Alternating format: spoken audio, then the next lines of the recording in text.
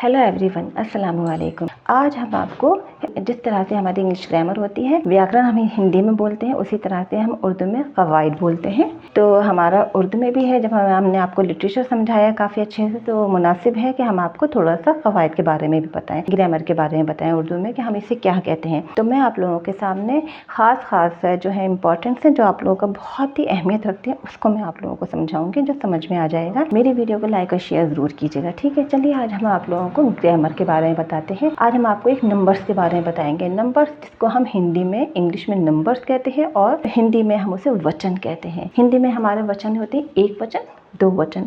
ऐसे ही उर्दू में हमारा क़वाइद होता है। क़वाइद मतलब होता है ग्रामर, व्याकरण। आज हम आपको वाहिद और जमा बताएंगे। वाहिद मतलब एक और जमा मतलब बहुत सारे, ठीक है, बहुत सारे हो गए। तो उसी तरह से सिंगुलर एंड प्लूरल, एक से दो गुना हो गया, ठीक है। चलिए आज आप लोगों को बताते हैं। शुरू करते हैं हम लोग ना वाहिद जमा। जिस तरह से हमारा होता है, वाहिद हमारा एक है। सबसे पहले हम आपको बताते हैं, हमने आपको हर्फ से शुरुआत की थी। एक हर्फ है, हुरूफ है, समझ रहे होंगे। तो हमारा एक है हर्फ। हर्फ मतलब लफ्ज, हमने आपको बताया था, ठीक। तो हर्फ है, हर्फ का जमा क्या हो जाएगा?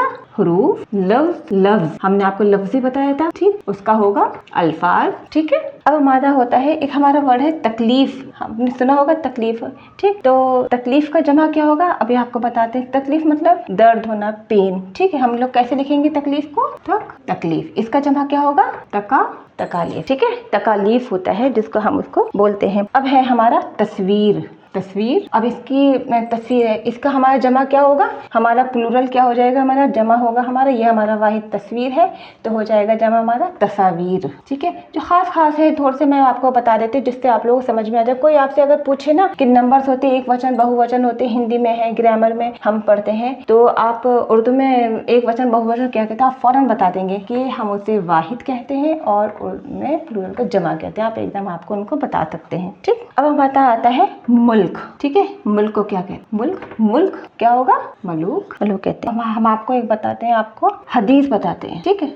हदीस है, तो इसका जमा हो जाएगा अहादीस। ऐसे तो बहुत सारे हैं, आप जब आप खुद भी पढ़ते होंगे तो इसमें ग्रामर में काफी सारे आ जाते हैं, ठीक। सवाल, इन सवालों के जवाब देने, क्वेश्चंस के आंसर देने, तो सवालात। मैंने आप लोगों को वो बताए हैं बेसिक्स, आप लोगों को मैंने कवर करे हैं पूरे, इसलिए बताए हैं कि आपको ये वाले ज्यादातर पूछे जाते हैं। ये वाले एकदम हम लोग आम ज़बान में बोलते हैं, हम बोलचाल में गुफ्तगू करते हैं इस चीज़ की, ठीक है। अब है हमारा जवाब। इसका जवाब क्या, इसका आंसर क्या है? जवाबात, ठीक। ये हमने आपको बहुत अच्छे से समझा दिए हैं। हमारा वाहिद, हमारा जो व्याकरण होता है, इसमें इसके अलावा बहुत कुछ होता है। जैसे हमारे हिंदी व्याकरण में ऐसी है, वाहिद जमा है, मुज़क्कर मोनस भी होता है इसमें, ठीक है। मेल और फीमेल होता है, ठीक है। तो उसमें हमारा ये तो हमारा हो गया वाहिद जमा। अगर हम मुज़क्कर मोनस करते हैं, मुज़क्कर और मोनस, तो आप लोग समझ गए होंगे। जेंडर, हम इसे इंग्लिश में क्या बोलते हैं? जेंडर बोलते हैं। हिंदी में हम इसे लिंग बोलते हैं, ठीक है। तो ये हमारा हो गया जेंडर, ठीक। हिंदी में लिंग कहते हैं, उर्दू में मुज़क्कर और मोनस बोलते हैं। मुज़क्कर हमारा क्या होता है? आप लोगों ने काफ़ी देखा होगा, आपने